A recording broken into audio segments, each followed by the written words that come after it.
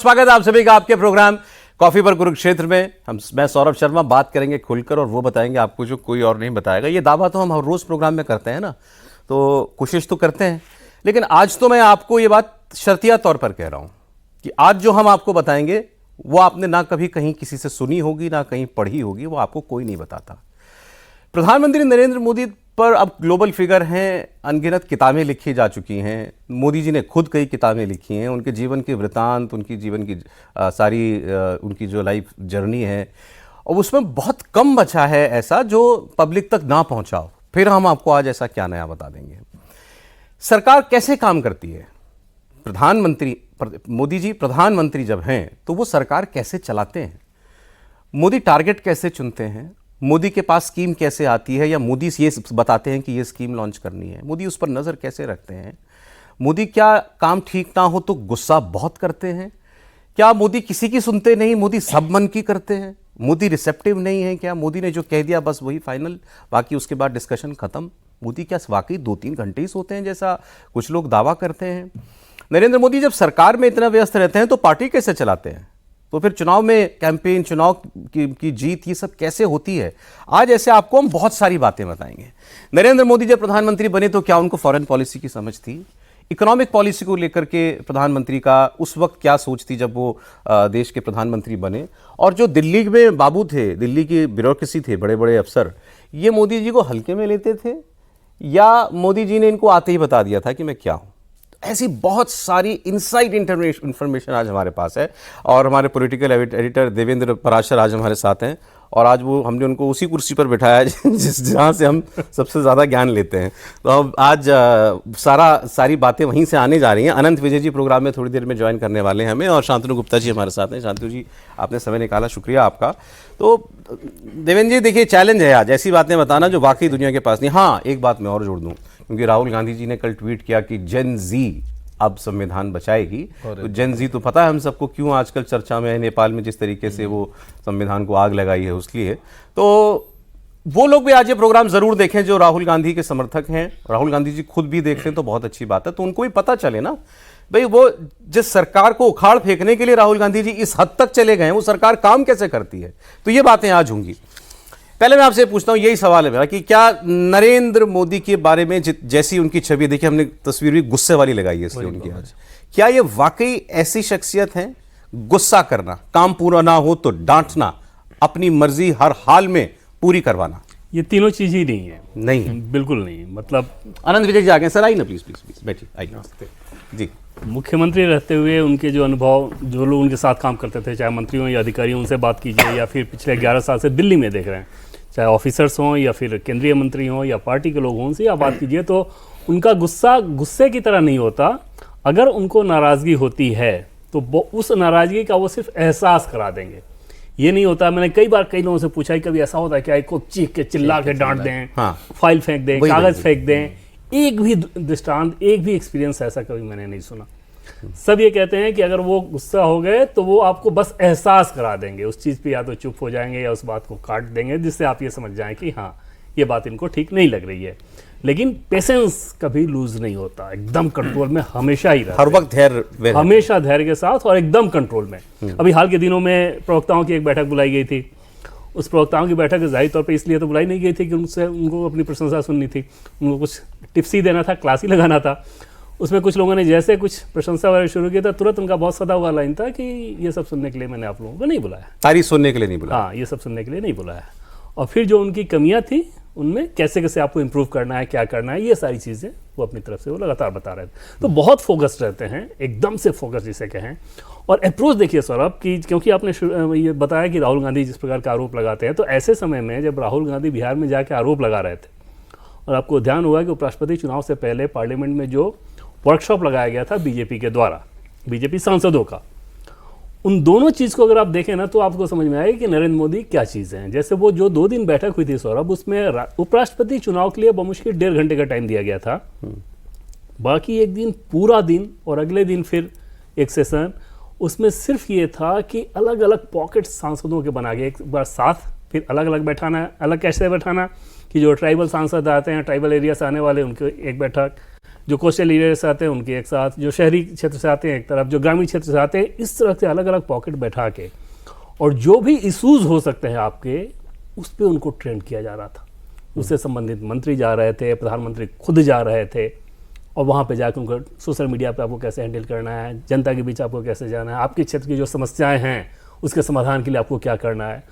तो वो अप्रोच रहता है पीएम के काम करने का। और वहाँ पे जो 3 चीज़ें आपने कही कि गुस्सा, अपने मन की बात करना, वो जब आमतौर पर लोग यही सोचते हैं कि किसी भी बैठक को बुला के फरमान सुना देते होंगे। हाँ, किसी भी बैठक में वो सबसे कम बोलते हैं। ये आपने देखा कि नहीं देखा, अभी देवेंद्र जी ने एक बहुत शानदार इंटरव्यू किया है पूर्व principal secretary to prime minister Nripendra Mishra ji का। वो इंटरव्यू आप देखिएगा, पहले ये प्रोग्राम पूरा देख लीजिए, उसके बाद जाके देखिएगा। उसमें उन्होंने बताया, अरे गजब की बातें बताई उन्होंने। जैसे ये बात हुई ना कि भाई रिजिड हैं क्या बहुत, भाई एक बार हो गया फैसला तो पूरा इसी को करो, नो रीथिंकिंग। तो उन्होंने उसमें 2-3 उदाहरण दिए हैं देवेंद्र जब उनसे बात कर रहे थे। पहली बात तो उन्होंने कही, the best part about his personality is that he is a very, मैंने वो लिखा भी हुआ उन्होंने जो एग्जैक्ट बात कही थी, no he is very receptive to new ideas. किसी भी नए आइडिया के लिए बहुत रिसेप्टिव हैं और बहुत अच्छे लिसनर हैं। ये तो हम लोग उनके बारे में सुनते ही थे। जो रिजिडिटी वाली बात हुई, आनंद जी भी अंदर की खबरें रखते हैं तो शायद उनको पता होगा। उन्होंने 2 उदाहरण दिए उसके। उन्होंने कहा कि जैसे ये जीएसटी वाला जब आया बिल, तो बात सही है कि Modi ji as chief minister तो जीएसटी के विरोध में ही उन्होंने अपनी भूमिका ली थी। बोले हमने जब सरकार बनने के बाद उनके पास ये हम आइडियाज़ लेकर के गए तो पहली बार में नहीं माने, लेकिन उसके बाद जब उनको हमने पूरा बताया, उन्होंने अपने इश्यूज रखे, स्टेट्स का क्या होगा, स्टेट्स के रेवेन्यू का क्या होगा, उन्होंने अपनी जो प्रॉब्लम्स थी, जो वो पहले से उठा रहे थे पॉइंट्स, वही उठाए। और जब हमने उनको समाधान दिया उसका, तब उन्होंने कहा गो अहेड।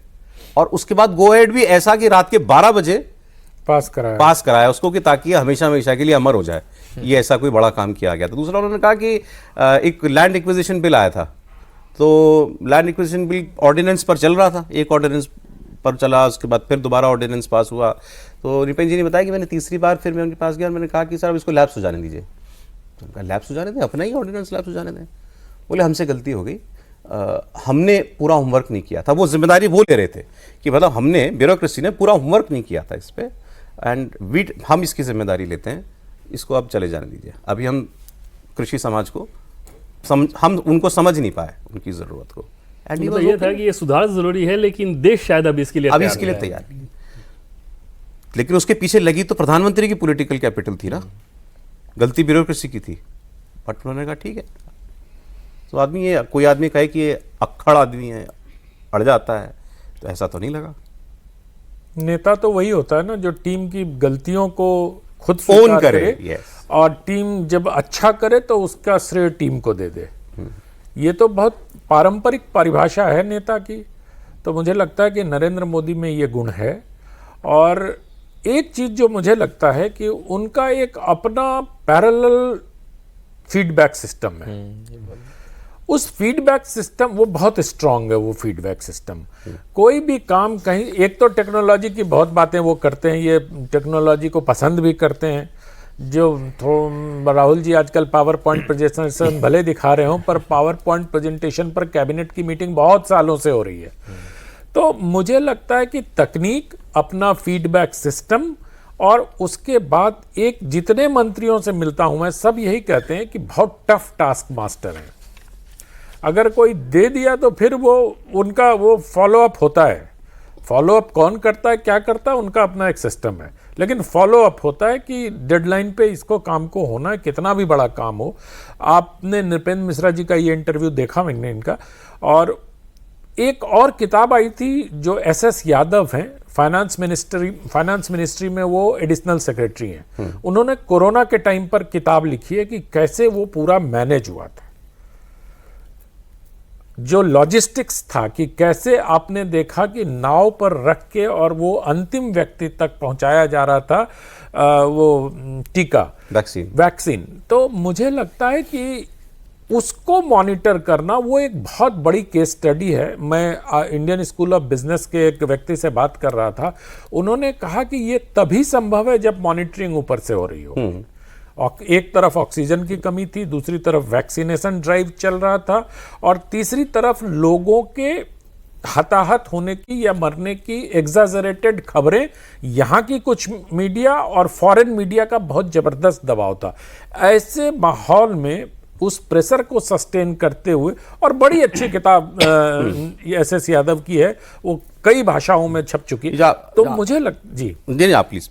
तो मुझे लगता है कि इतने बड़े लॉजिस्टिक को मेंटेन करना, वो जब तक अगर ऊपर से आपका फीडबैक सिस्टम मजबूत नहीं होगा तब तक आप इसमें सर दो बातें हैं, फिर वही दो बातें जो निकल करके आई, आपने बहुत सारे लोगों से बात की है, उसमें से मुझे भी स्ट्राइक की, वो ये काम तब तक नहीं हो सकता जैसा आपने कहा, कोई फीडबैक मैकेनिज्म जब तक ना हो प्राइम मिनिस्टर का अपना पेन जी ने भी कहा कि इज़ वेरी वेल इन्फॉर्म्ड और इनका एक फीडबैक सिस्टम है, ये आप भी हम लोग को पहले भी बता चुके हैं। लेकिन दूसरी चीज़ इसके साथ, काम तो आपको ब्यूरोक्रेसी से कराना है ना, तो ब्यूरोक्रेसी पर आपकी पकड़ कितनी है, और उसकी शुरुआत वहीं से हो जाती है जब आपको ब्यूरोक्रेट अपॉइंट करना पड़ता है, वो कैसे करते हैं?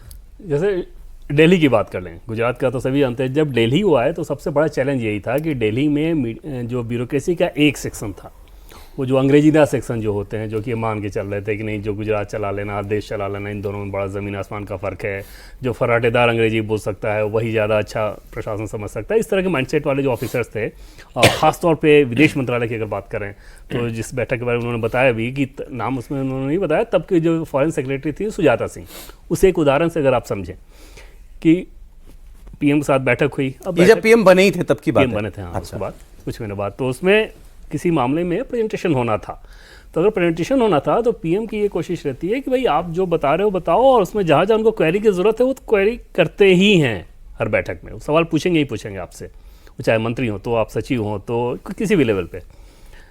अब उस कंडीशन में उनकी एक कोशिश थी सुजाता सिंह की कि मैं सिर्फ टीच कर रही हूँ, इनको कुछ नहीं पता, इनको फॉरेन पॉलिसी क्या मालूम क्या होता। अब एक मुख्यमंत्री के तौर पे उनका ऑलरेडी एक्सपोजर था, फॉरेन का अच्छा एक्सपोजर था, और उससे कई देश जा चुके थे मुख्यमंत्री के तौर पे, और उससे पहले जब वो बीजेपी संगठन में काम करते थे तो अमेरिका का हर स्टेट वो घूम चुके थे, हर एक स्टेट में जा चुके थे, तो एक फॉरेन का एक्सपोजर ऑलरेडी था। और ऐसा व्यक्ति जो कि चाइना भी जा चुके थे, तो इस कंडीशन में अब जाहिर तौर पर जैसे बैठक खत्म हुई उसके बाद उन्होंने नितिन जी को बताया कि भाई ऐसे तो चलेगा नहीं है, और उसके बाद सुजाता सिंह को जाना पड़ा, मतलब वो ब्रीफिंग की बजाय ट्यूशन देने लगी थी। हाँ, ट्यूशन देने लगी थी। तो वहां पर वो ये इजाजत नहीं देते कि ऑफिसर इस तरह के किसी माइंडसेट में आए, आप फैक्ट्स पे आए, तथ्य पे आए, वहां पे बात करें, फीडबैक लें, फीडबैक दें, वहां तक ठीक है।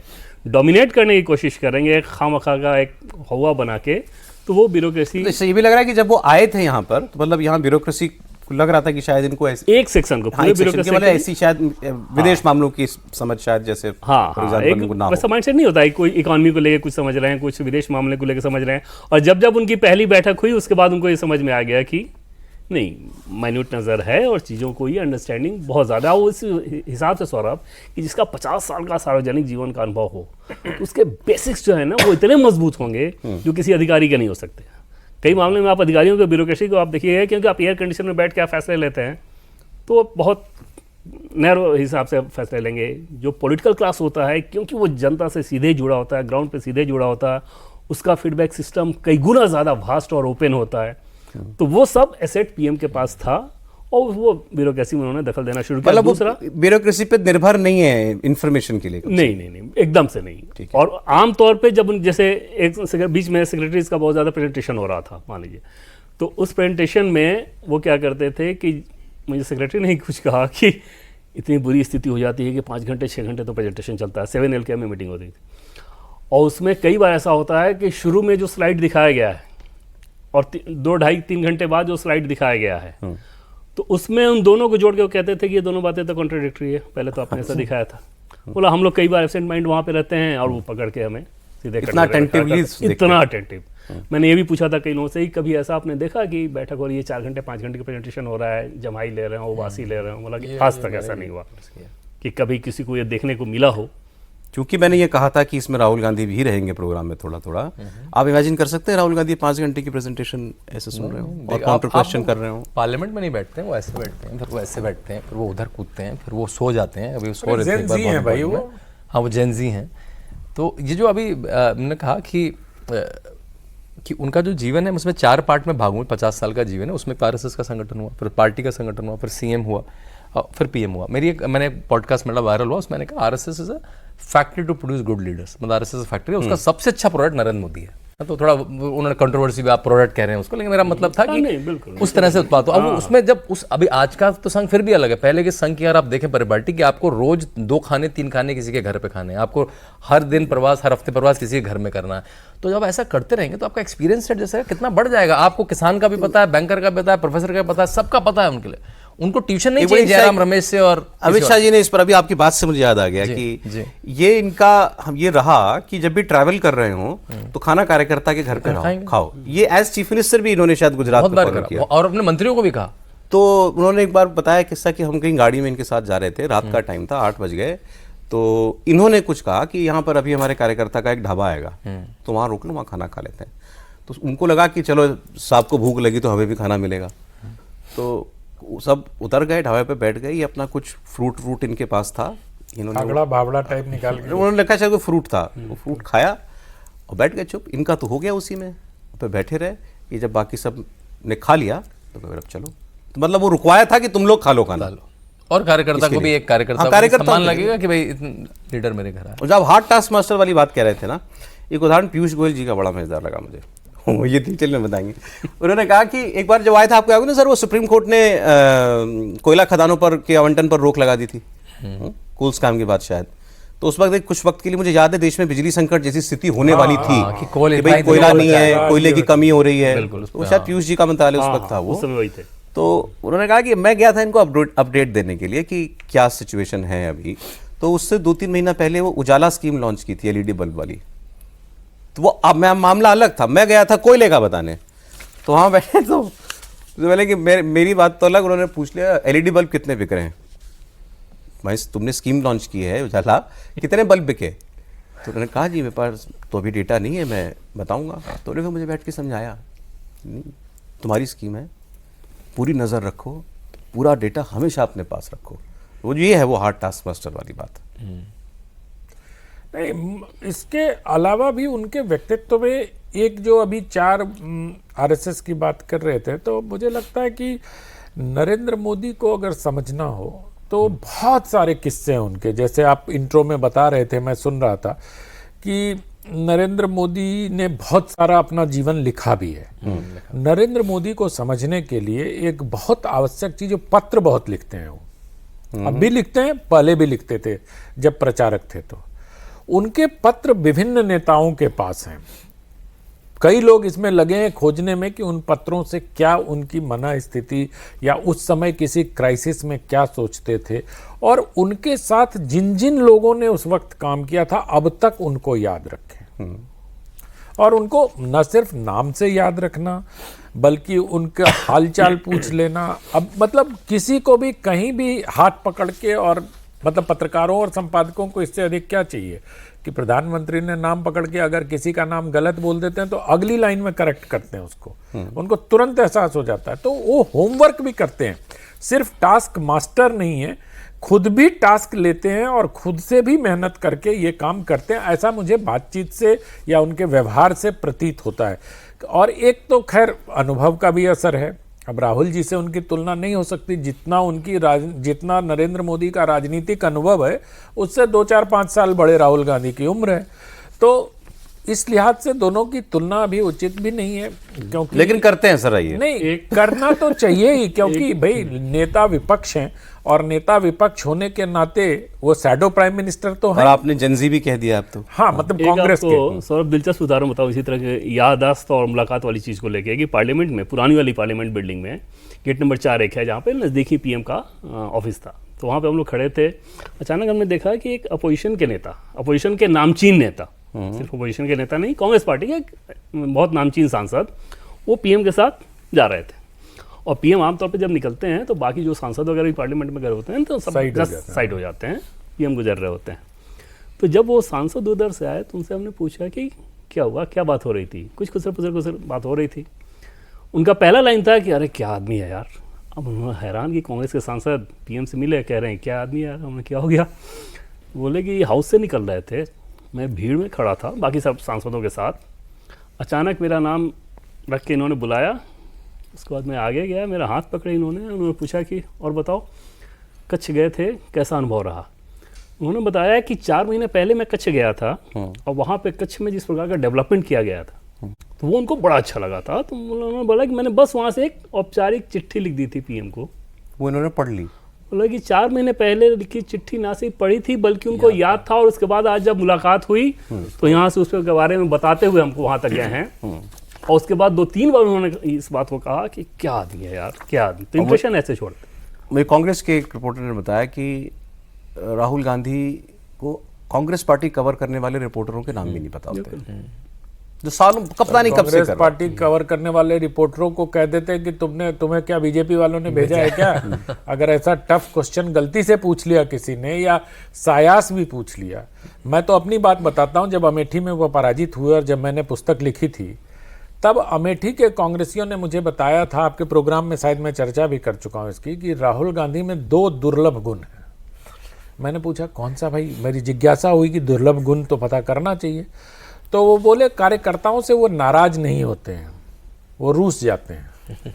रूसना का मतलब है कि मतलब रूठना। हाँ, तो रूठ जाते हैं। अरे उनकी अपेक्षा जबकि कार्यकर्ताओं की ये होती है कि अगर हमारा नेता है, अगर मैंने कोई गलत काम किया है तो मुझे दंडित करो, और अगर अच्छा किया है तो वाहवाही करो। चलो दंडित ना भी करो तो उस गलती को अपने सर पे ले लो, लेकिन वो बात ही नहीं करते। वो आपको देख के लगेगा कि आप उनके लिए नो एंटिटी हैं, आपको जानते ही नहीं है।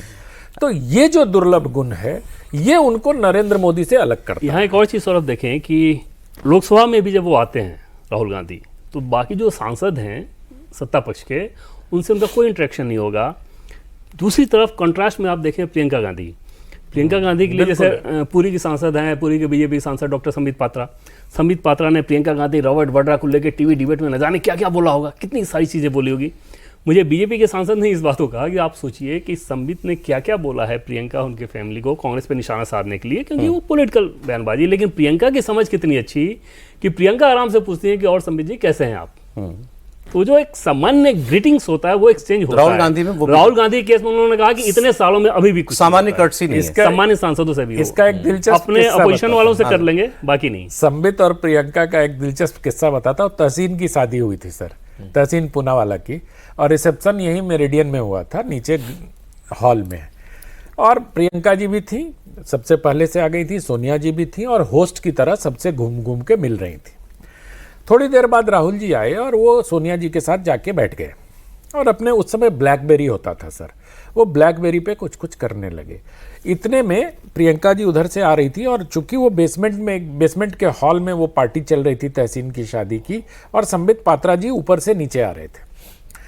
प्रियंका जी ने वहीं से आवाज़ लगाई अपनी बिटिया को, मायरा इधर आना बेटा, देखो ये वही अंकल है ना जो टीवी पर रोज आते हैं, तुमने कहा था कभी मिलवाना, ये कितना अच्छा बोलते हैं। संबित जी जो सीधे खड़े थे वो धीरे धीरे 90 डिग्री पे झुके प्रियंका जी के सामने और बहुत धन्यवाद किया। और उसके बाद उस बार हॉल में वो जितने लोगों से मिल रहे थे अधिकतर को ये वाकया संबित जी बता रहे थे। तो एक जो विन ओवर करने की प्रवृत्ति प्रियंका जी में, और वहीं राहुल जी अपना ब्लैकबेरी से खेलते रहे और प्रियंका जी ने उनको एक जूस का गिलास ले जाके दिया और राहुल जी वहां से उठे और चले। अरे ये तो विन ओवर वाली बात तो निपेश जी भी नहीं कह रहे कि आधा घंटा इनके साथ किसी को मिला दो। अरे नरेंद्र मोदी को, जैसे ये जो हम लोग उदाहरण दे रहे हैं ना, नरेंद्र मोदी के साथ अगर आप बात करें तो वो एकदम एक्सट्रीम है। जैसे उनके कट्टर शत्रुओं को भी आप उनसे मिलने के लिए भेज दें तो मिल के जब वो व्यक्ति निकलेगा तो ये जरूर कहेगा कि यार आदमी तो बड़ा कमाल का है। अच्छा, जैसे अपोजिशन के एक मुख्यमंत्री गए थे मिलने, जब ये दिल्ली आ गए उसके बाद अपोजिशन के एक मुख्यमंत्री कर्टसी कॉल में गए थे मिलने। ठीक, जब निकले, मिल के निकलने के बाद उनके जो प्रिंसिपल सेक्रेटरी थे वो ये कह रहे, मैंने पूछा क्या कह रहे हैं मुख्यमंत्री जी बोले कि 2 ही चीज़ बोले, एक तो यार बड़ा हार्ड टास्क मास्टर है, दूसरा कमाल का आदमी है यार। क्योंकि जब वो आपके साथ होते हैं ना तो आपके साथ ही होते हैं। जैसे एक उदाहरण दूं कि 4 अलग अलग उम्र के व्यक्ति होंगे, एक बुजुर्ग महिला होंगी, एक छोटा बच्चा होगा, एक युवा होंगे, तो उनसे उनका जो इंटरेक्शन होगा ना सबके उसके सब्जेक्ट के हिसाब से होगा।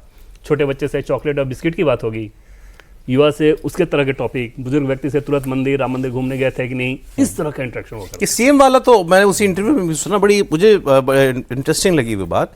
जैसे ये हुआ कि शराब ने सवाल पूछा था कि कैसे निगरानी कैसे रखते हैं स्कीम्स वगैरह पर, तो उन्होंने कहा कि भाई आप पहले तो ये करते हैं कि एक मिनट मान लीजिए 4 अफसर इन्वॉल्व हैं, तुम चारों पहले एक मत होके आओ मेरे पास किसी स्कीम को लेकर के। ये नहीं कि एक आदमी मुझे कुछ बताएगा दूसरा कुछ बताएगा, आप चारों पहले आपस में मिलिए, फिर एक कॉमन जगह पर पहुंचिए और वो मुझे आप बताइए, फिर आप मुझे प्रॉब्लम बताइए कि उसमें क्या, अगर कोई प्रॉब्लम आ रही तो पहले तो उसको खुद रिजॉल्व कीजिए, और अगर नहीं कर पा रहे हैं तो फिर उनका, रूपन जी ने बताया कि अच्छी बात इनमें क्या है कि फिर ये सीधा फोन उठाएंगे। मान लीजिए कर्नाटक का एग्जाम्पल है, अभी वहाँ पर सिद्धरामैया की सरकार है, उनको कोई हेजिटेशन नहीं है कि सीधे सिद्धरामैया से बात कर लें या सीधे किसी भी चीफ मिनिस्टर से। इम्प्लीमेंट तो स्टेट्स में ही होगा ना, तो आप सीधे जो है हैंड्स ऑन हो। नहीं बिल्कुल ठीक है। और जैसे जब भी ऐसा सुना जाता है कि वो अपॉइंटमेंट किसी का भी होता है तो उसकी पूरी जो उस विषय की नहीं, उसकी पूरी बैकग्राउंड लेकर रखना, चाहे वो छोटी भी मीटिंग हो। मुझे याद है मैं जब वो मुख्यमंत्री थे तब एक बार लंबा मिलना हुआ था और हम 5-6 लोग थे और हम लोग उस समय यूथ से मिल रहे थे, तो हम भी किसी डेलीगेशन में उत्तर प्रदेश से पहुंचे थे, 7-8 लड़के, उसकी फोटो भी हमारे पास, बड़ी प्राइज्ड फोटो है वो। तो हम लोगों के नाम थे, मतलब हम लोग तो नोबडी थे उस समय 12 साल पहले ना, हम लोगों के नाम थे, हम क्या करते हैं। और जब हम बाहर निकले तो सबके इंडिविजुअल ईमेल आईडीज पे फोटो आ गई 8 मिनट 9 मिनट में ना। ये मैं बता रहा हूँ आपको 12-15 साल पहले की बात बता रहा हूँ मतलब। तो वो मेटिकुलसनेस है, हर चीज़ में तैयारी है। और जो उन्होंने पैरेलल टीम्स करेंगे, भाजपा की एक टीम अलग बात है, सरकार की ब्यूरोक्रेसी उनकी अपनी टीम है। प्रशांत किशोर उसी का उपज है जो पॉलिटिकल कंसल्टिंग का उन्होंने कॉन्सेप्ट इतने शुरू करा। और जो ब्यूरोक्रेसी वाली बात थी ना, मतलब जैसे उन्होंने बताया कि रुपेन जी ने कि भाई जब ये आए तो हम अपॉइंटमेंट्स के लिए एक एक नाम लेके चले गए, साहब ये इस पे ये, इस पे ये, इस पे ये, इसकी पोस्टिंग है, इसकी पोस्टिंग है। इसका मतलब पहले ऐसा ही होता होगा कि जो ब्यूरोक्रेसी सजेस्ट कर दे वही काम मोटा मोटा हो जाए। ये तो होता यही था ना सर कि जो उनके प्रिंसिपल सेक्रेटरी होते थे वो पैनल लेके जाते थे। पैनल नहीं, मतलब पूरा लिस्ट लेके जाते थे, गलत बोल गया, पैनल लिस्ट लेके जाते थे। और प्रधानमंत्री को मान लीजिए कहीं से कोई आग्रह आया कि अहमद भाई ने किसी का नाम कह दिया है या 10 जनपद से कोई नाम आ गया तो वो हो जाता होगा। बाकी जो प्रिंसिपल सेक्रेटरी की सूची होती थी वो अप्रूव हो जाती, क्योंकि काम तो उन्हीं को कराना होता। ये उन्होंने बताया कि हम ऐसे ही ले गए, बताएंगे ये भी, तो उसमें से केवल शायद एक नाम अप्रूव हुआ, एक नाम से अप्रूव हुआ। बाकी उन्होंने कहा कि ऐसा नहीं चलेगा, पैनल लेके आए, जरूर अगर आप चाहें तो उसमें गुण दोष लिख के लेके आए, लेकिन पैनल हर पोस्ट पे हर ज्यादा एक से ज्यादा नाम, और इसके पीछे सौरभ वजह यह है कि स्वभावतः नरेंद्र मोदी कोटरी सिस्टम के खिलाफ रहते हैं। 2014 का जब मंत्रिमंडल का गठन हो रहा था, अब मैं सोर्सेज यहाँ इन्वॉल्व कर रहा हूँ, तो वसुंधरा राजे सिंधिया जब गई तो हर राज्य के बीजेपी के नेताओं से, अगर मुख्यमंत्री हैं तो मुख्यमंत्री से, बीजेपी के नेता हैं तो वो उनसे बुला के पूछा जाता था कि आपके राज्य में किस प्रकार का रिक्वायरमेंट है जिसका केंद्रीय मंत्रिमंडल में प्रतिनिधित्व दिया जाए। वसुंधरा जी नाम बताने लगी तो वहाँ पर उनको समझाया गया कि आपको नाम बताने की ज़रूरत नहीं है, आप सिर्फ जो सोशल कंपोजिशन है उस तरह क्या है या जो भौगोलिक क्षेत्र में किसका प्रतिनिधित्व मिलना चाहिए वो बताएंगी, नाम की जिम्मेदारी आपकी नहीं। मतलब एक कोटरी सिस्टम नहीं होना चाहिए। वे अफसर भी तो अपनी कोटरी बना सकता है ना, अफसर बना सकता है एकदम आसानी से सोते, तो वो स्वभाव में इसके खिलाफ है। और अगर किसी ऑफिसर को उनको जलील करना हो, मतलब किसी काम से अगर बहुत खुश नहीं है तो मैक्सिमम जाएंगे तो इस लेवल पे जाएंगे कि ये उम्मीद की जाए ना कि आप अपने रिटायर होने से पहले इस काम को पूरा कर देंगे। अच्छा, हाँ, ये बोलने का एक बात और मुझे जो आप विन ओवर करने वाली बात कर रहे थे उसका ताजा उदाहरण पप्पू यादव है। मतलब 10 सेकंड की इतने विन ओवर हो गए कि सफाई देनी पड़ेगी। हाँ, बेचारे को अब आज तो रविशंकर जी का पाँव छू लिया। एक नेताओं पर अमूमन एक चार्ज ये भी लग जाता है कि नेता अफसर इतने क्लोज हो जाते हैं कि फिर वो लीडर के सरकार के अलावा और फैसलों में भी इन्वॉल्व हो जाते हैं, पार्टी के फैसलों में भी इन्वॉल्व हो जाते हैं कि भाई आप इतने कोई किसी के क्लोज हो गए। हमने देखा है जैसे उड़ीसा में थे, वो एक अफसर ही तो थे ना जो फिर नवीन जी के बहुत क्लोज हो गए थे, तो फिर वो सरकारी चलाने लग गए थे। एनडीए शासन में वाजपेयी जी के समय अगर ब्रजेश मिश्रा जी की बात करें तो एकदम सुपर पावरफुल थे। हाँ, तो फिर वो हर चीज में दखल, बहुत ज्यादा दखल हो जाता है। तो ये भी आपने शायद इनसे पूछा कि भाई मंत्रालयों में कभी मान लीजिए अपॉइंटमेंट्स मंत्रालयों की या मंत्रियों की, कभी अगर किसी बड़े अफसर ने सुझाव दिया तो उसको कैसे ट्रीट करते हैं? वो एकदम सौरभ इस तरह की चीज़ में कि अगर आप इतने पावरफुल हो जाएं कि आप कुछ भी करने लगें और आप अपने सिस्टम से बाहर चले जाएं, जैसे वो बहुत सख्ती से पालन कराते हैं इस चीज़ का। और वो इस रूप में होता है कि जैसे सरकार से संबंधित प्रधानमंत्री के कार्यक्रम हैं तो उसके इन्फॉर्मेशन तक सिस्टम वही बताएगा जो सरकार के लोग हैं, पार्टी से संबंधित काम है तो पार्टी का लोग बताएगा। तो वो हर काम को जिसका जो रोल है वही उस व्यक्ति को करे, इसके लिए बहुत आग्रही हैं। अच्छा। और संगठन में जब उनको अपने जाना होता है तो वो उसी रूप में पालन करते हैं। जैसे एक दिन रात में बीजेपी दफ्तर में रात में 3 बजे तक बीजेपी केंद्रीय चुनाव समिति की बैठक चली है और सुबह 8 बजे से उनको दिल्ली से निकलना था चुनाव प्रचार पे। तो उन्होंने सिर्फ मुस्कुराते हुए पूछा बीजेपी के नेताओं से कि आप लोगों को अंदाजा है ना मेरा शेड्यूल कैसा लगा हुआ है। मतलब अगर ये बैठक करनी है तो थोड़ा सा अलग से भी बैठक। नड्डा जी ने कहा ना कि भाई ये, लेकिन उन्होंने कोई मना नहीं किया हमको। कभी नहीं, वो सीधे पूछते हैं कि संगठन को कितनी जरूरत है और अपने जो कमिटमेंट्स हैं, जैसे इंटरनेशनल कमिटमेंट्स हैं, अगर आप फॉरेन जाना हो तो या सरकारी कार्यक्रम के जो है उसके हिसाब से वो डेट बता देते हैं और संगठन का फैसला संगठन। अब एक अंतिम बात देखिए, जो बात वो कह जेन ज़ी वाली बात पे आ जाता हूँ। जैसे शाहरुख खान ने अब इनको लिए जो लिखा, कमेंट लिखा, एक चीज पहले आप बता दीजिए कि जेन ज़ी का उम्र की सीमा क्या है? 97 आपने से राहुल 2000 गांधी को उसमें शामिल कर दिया, तो फिर कांग्रेस का जेन ज़ी का। कांग्रेस के जेन ज़ी।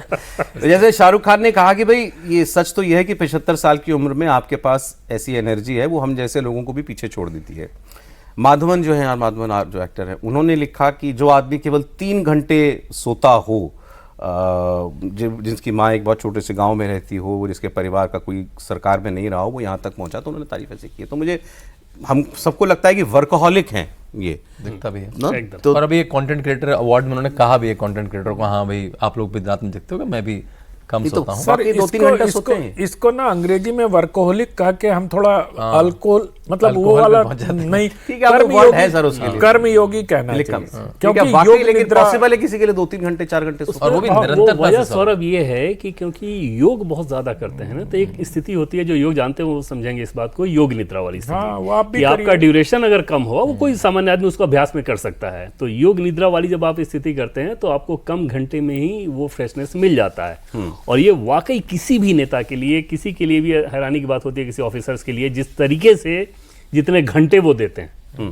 भाई, लगातार उतने घंटे देना, और इतने सालों में, और जब जहां होते हैं तो उसी में इन्वॉल्व होते हैं, तो वो तो किसी के लिए आपने जितने इंटरव्यूज किए इस बीच में प्राइम मिनिस्टर की वर्किंग स्टाइल को जानने के लिए, अपनी आपके पास वैसी बहुत जानकारी रहती है। जो मुझे सबसे ज़्यादा हिटिंग लगा वो पता है क्या था? जो राष्ट्रपति शी जिनपिंग भारत आए थे और उसी वक्त आपको याद होगा कहीं पर वो हो गया था, इनकर्जन हो गया था चाइनीज आर्मी का।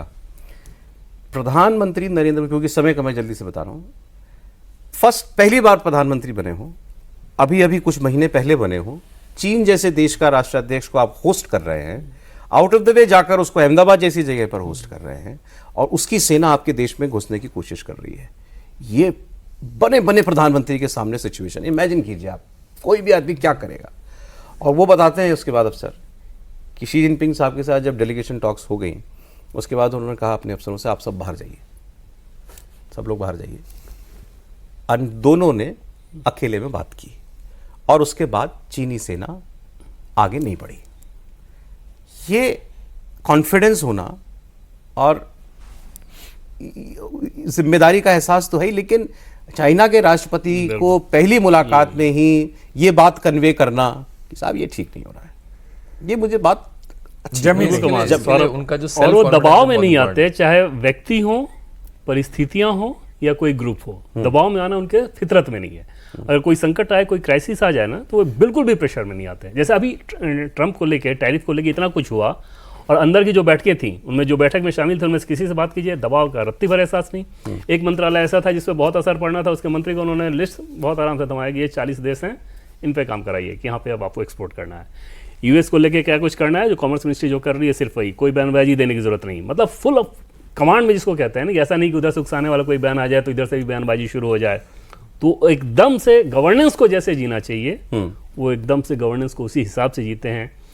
उनका ये रहता है बहुत आग्रह कि सरकार का दखल संगठन में नहीं, संगठन का दखल सरकार में नहीं, सरकार के कामकाज को जनता के हित में बनाने के लिए संगठन रोल अदा करे। ठीक है, ये नहीं एक प्रोग्राम और करना पड़ेगा सर, इस पर समय खत्म हो गया, समय खत्म हो गया। आपने राहुल जी पे चर्चा, सर हम पर आरोप ये कि हम राहुल गांधी पे बहुत प्रोग्राम करते हैं। आप तो मोदी जी पे कर दिया, ये मोदी जी पे कर दिया, लेकिन ऐसा इसका एक संस्करण हम और इन्हीं बातों का जैसा एक संस्करण हम और लेकर कभी उसमें अमित शाह जी को भी, हाँ बिल्कुल बिल्कुल, उनकी भी बातें करेंगे, ये इंटरेस्टिंग होती है चर्चा और लोग सुनना चाहते हैं।